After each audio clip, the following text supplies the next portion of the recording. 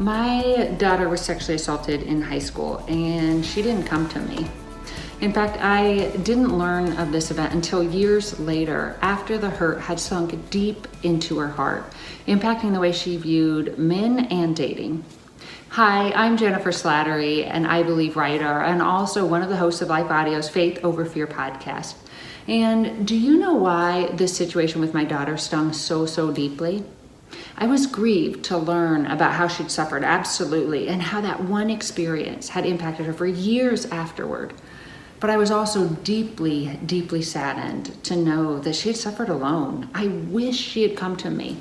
I wish she had felt comfortable coming to me. And for most things, like if she was struggling in school, if she was having friend trouble, she did. But not with this really big thing. She didn't come to me or my husband. She didn't tell anyone, in fact, except a couple of friends, which meant she had zero adult influence to help her process the situation. And when years later I asked her why, she said, "I worried you'd freak out." And I immediately thought of a conversation we had had maybe 10 years prior. Now, I don't remember what we'd been talking about, but I do remember something had triggered my inner mama bear. She can become quite fierce when she thinks someone she loves has been hurt or is maybe in danger.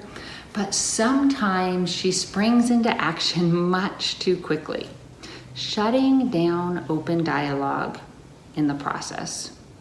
God has taught me a lot since those challenging teen years. He's taught me, he is teaching me how to deal with my hypersensitive inner mama bear. There are times when she needs to spring into action, but there are also times when she needs to hit pause, when she needs to wait on God's timing and his guidance. James chapter 1, verse 19 says, "Understand this, my dear brothers and sisters. You must all be quick to listen, slow to speak, and slow to get angry." Quick to listen, slow to speak. I get myself in trouble when I flip those things, when I'm quick to speak and slow to listen to others, my daughter included, and slow to listen to Jesus Christ. My daughter's 23 now, and she still needs me. In fact, sometimes I think she needs me more now than ever, because in many ways the stakes have risen from her teenage years. She's not just dealing with mean kids at school, with challenging teachers or tough homework assignments or tough tests. She's navigating real life stuff, sometimes really hard life stuff. Many times hard stuff that God has already led me through, which means I might have some insight to share, but she won't let me in if I freak out on her. That will only shut her down.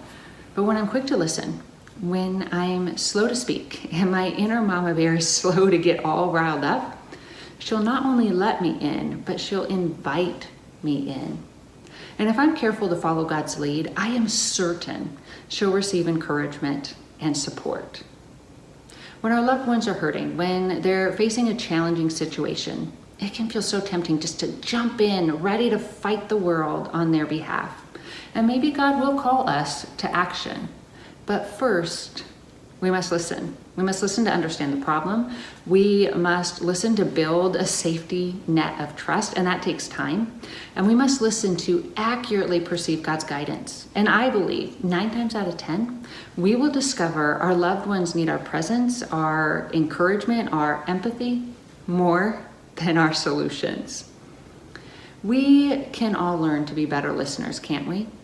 And as we do, our relationships will be so blessed, so strengthened. Sometimes we can convey our love most simply by closing our mouth and opening wide our ears.